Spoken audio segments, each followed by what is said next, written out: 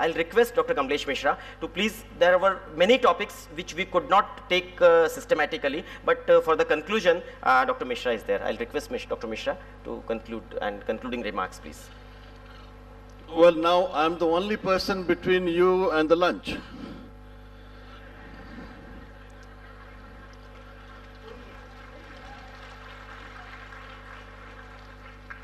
And it's always a bad idea to give the mic to a teacher. They don't stop talking. All right, we have had three wonderful speakers today who have given their thoughts on various aspects that affect the life of youth today. They've also tried to answer some of your questions and apprehensions that arise as you grow up in the pressure chamber of teenage years and youth. I will try, in bits and pieces to bring all those thoughts into the next few minutes, because I know Surtis enjoy food, and that is why we also sit on the streets on Sunday. One of the thoughts that kept on crossing was about youth and today's youth. I think the first important thing is to understand the psychology of the youth of today. Maybe a lot of problems arise because we are not understanding the youth of today. I think they are moving faster than time, and the previous generation is trying to catch up with them. And therefore, we always end up in that problem of, the cat and the mouse. I think the youth of today think differently. They behave differently because they think differently. And that's something that we need to keep in our mind. I'll give a very simple example. I was working at 1:30 in the night.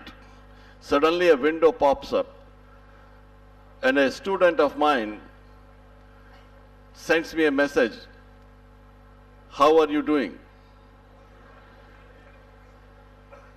So that window popped up and he said, "How are you doing?" I said, "What are you doing?" He said, "Sir, what are you doing this late?" And I told him, "Son, I have a purpose and therefore I'm awake. You are probably awake because you are looking for a purpose."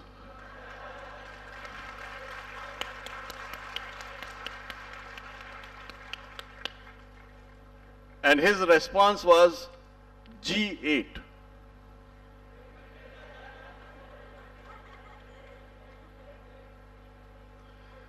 I said, "Meri Angrezi to theek kar lo bhai." Then he sent another one which said LOL.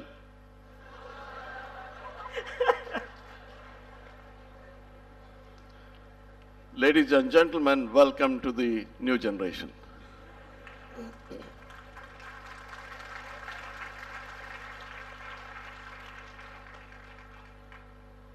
So that's the generation. Today, even in the exam, they are writing in a language that we teachers have difficulty in reading it. I never knew that G8 was great, but they taught me, so I'm learning a lot from them. They are coming up with a new language form, which people like me and Dakshat Bhai have to now worry about, because that will be a new language in the language department. We talked about, they have touched on the issues of success. How to achieve success. And I really want to catch that thread that Prachi actually mentioned, was to get your education. Do whatever you want to do, but get your education. We have thousands of examples of people who have not had education, who have been successful, and there are a lot of them who may be sitting here also. Dhirubhai was a great businessman. He changed the face of Indian industry. He didn't have the education.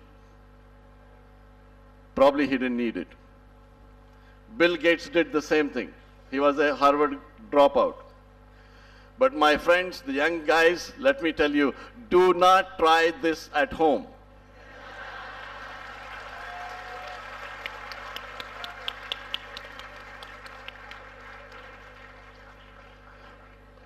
All probability theory indicates that your chances of success are higher if you are educated than when you are not educated.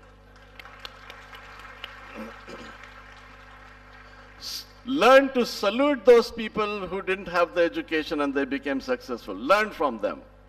That's an additional benefit that you are going to derive from their company. But please don't ever think this. Education is not going to give you success only in terms of earning money. It is because you need to make this country a great country. That's where it is required.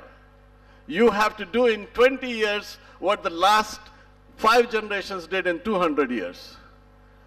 And that's not going to happen unless you have the education and understand what national pride is, what citizenship is, and what your contribution to society has to be. There was some girl who asked that question that, women can't do anything, or they are not empowered, they are not given. Come out of it. You have a world of opportunity open for you. And please never underestimate that woman who sits in that home and raises that family. Her contribution is so important for this nation. And we have to believe in that.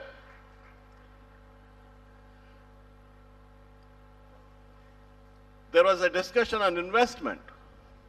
And Rishi gave very, very good ideas on investment. But I'll only tell you one thing. Warren Buffett has made a very, very clear statement, and this is very important for the young people. He said that people who create wealth do not spend money first and then save the rest. People who create wealth are those people who first save the money and then spend the rest. You have to develop that habit of saving and investing, and it is absolutely necessary for you to become successful at some point in time. But never define success in terms of the money that you are going to make. It is only an instrument. We live in a society where we believe, and for last 40, 50 years, we have believed that there must be an equal distribution of wealth. I want to tell you a secret. You don't have to believe me. You will be forced to believe sooner or later. And that secret is, God never created people equally. Man cannot make people equal. It is not possible. So we have to decide as a society to accept unequal distribution of wealth or an equal distribution of poverty. You choose it. Unless people create wealth, a lot of people in this country will be left behind. You need rich people to carry forward poor people. You can't do it without that.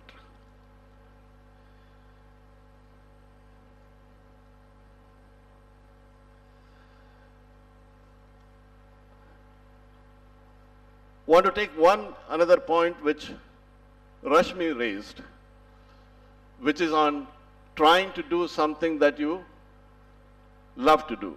And that's also related with the question that was asked in the beginning, that my parents don't want me to do this. I want to do this. Please open the channels of communication. Please do not talk G8 with your parents.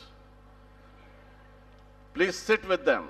Make it a habit to spend or have at least dinner with them. And also to the parents, please have the time to have dinner with them. It's not that only they don't have. Many parents also do not have. Dinner is the time when you can actually communicate, because that's the time you talk less, you eat more. So nobody gets angry. So that's the best time to say anything. There was discussion about, should we have love marriages? Please go ahead and love and get married. It's fine. But have the courage to make your parents love your love.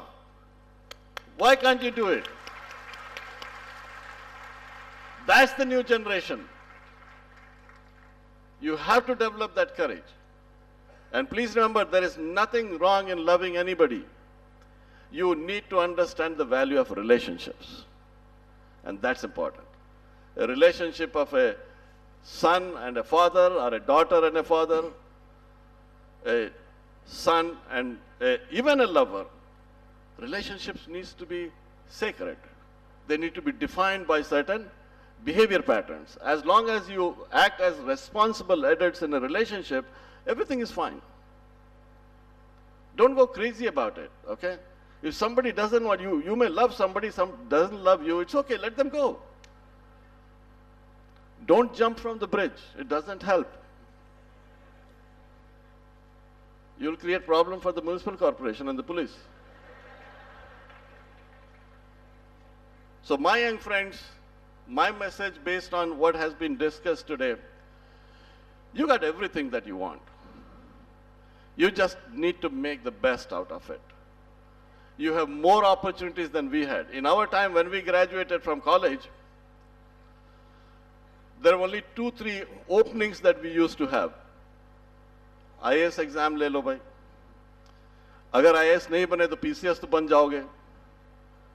PCS नहीं बने तो कुछ नहीं, and में bank में clerk तो बन जाओगे. उसमें भी बहुत मजा आता था. You have opportunities that our generation never saw. Don't look for jobs. Create the jobs that this country needs, and you are the one who can do it. Go ahead and become enterprising. Challenge everybody. Prove everyone to be wrong. And go ahead and do something in your life which everybody believes that you cannot do it. That's the challenge for you, for the youth. Thank you.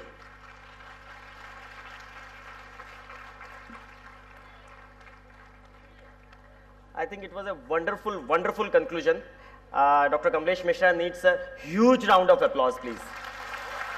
Whatever we were discussing, all of us, I think very summarily, very crisply, he has brought together in a very 10-minute deliberation, and we are really thankful to you, sir. And as a token of our appreciation, I'll request another Vice Chancellor from Surat, Dakshesh Bhai from VNSGU, to please come and give a memento to our chairperson.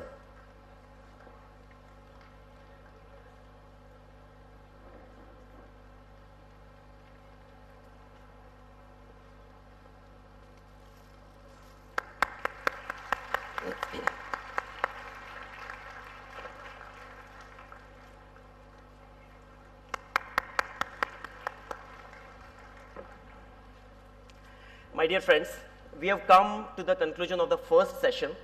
I believe you all enjoyed. How many of you didn't enjoy? And how many of you enjoyed? Great. So I think that's our token of thankfulness to all of you, all our panel. We are really thankful for taking out time. All, I think, from Bombay. Yes, all are from Bombay.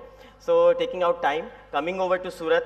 Though we have our own Surti with amongst them, but we are really thankful. We are thankful to Dr. Kamlesh Misra, and we are thankful to all of you. Before we start the lunch, a huge round of applause for all of us, all the youth, and we conclude this session